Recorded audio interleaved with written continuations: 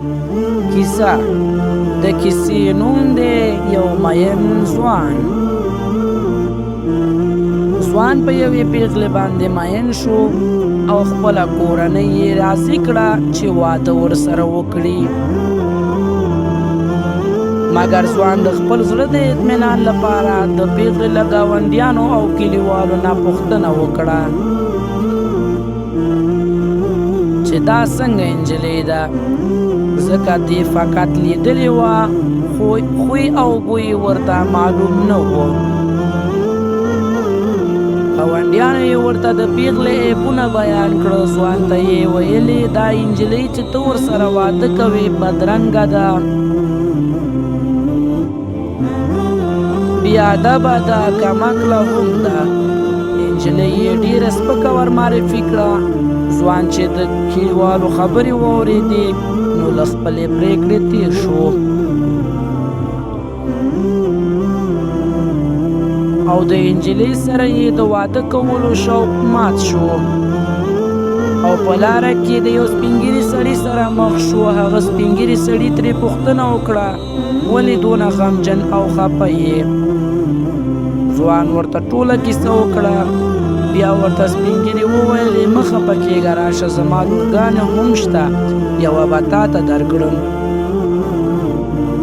خو ته باید لومړی زما د لورګانو په اړه خلک وپوښتې. ځوان ورسره ومنله او لاړو. د خلکو نه یې د سپین ږیري د لورګانو په اړه پوښتنه وکړه او بیرته راغی د سپین ږیري خواته او سپین ږیري ورنه پوښتنه وکړه چې خلکو څه ویلې. ځوان ورته وویلې ستا لورګانې خو ټولې بدرنګه دي او له هغې پیغلې نه هم بدتره دي. بابا ورته وویلې راځه چې کور ته لاړ شو نو ته به یې په خپلو سترګو ووینې.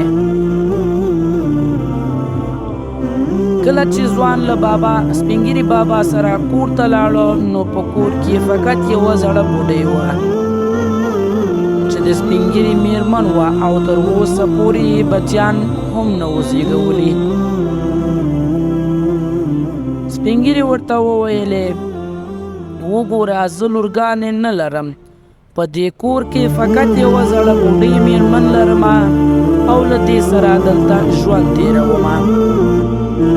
ما تا ته دا خلک در پیژندل چې د یو چا حقیقت به ور معلوم هم نه وي او نه به یې لیدلی وي، خو چې ترې پوښتنه وکړي نو به له ځانه خبرې جوړې کړي. ځوان پوه شو چې خلک زر قضاوت کوي او د چا په اړه به معلومات هم نه لري، مګر عیبونه به یې داسې راسپړي ته به وایې چې ټول عمر یې ورسره تېر کړی.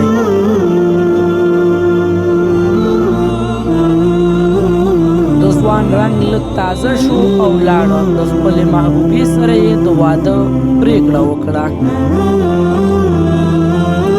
او په خوشحالۍ یې واده وکړ.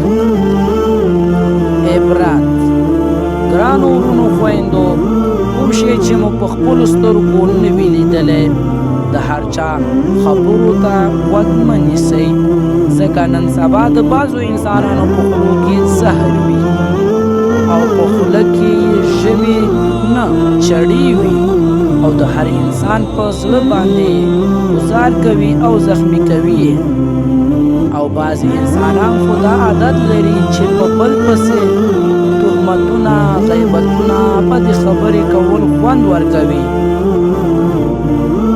او په دې یې سر نه خلاصېږي چې آیا هغه خبر شي چې ما ورپسې دروغ ویلي یا مې ورپسې غیبت کړی، نو څونه به یې زړه رانه ازار شي.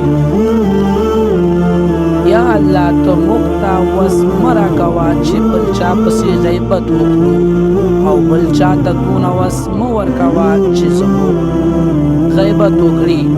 آمین یا رب العالمین.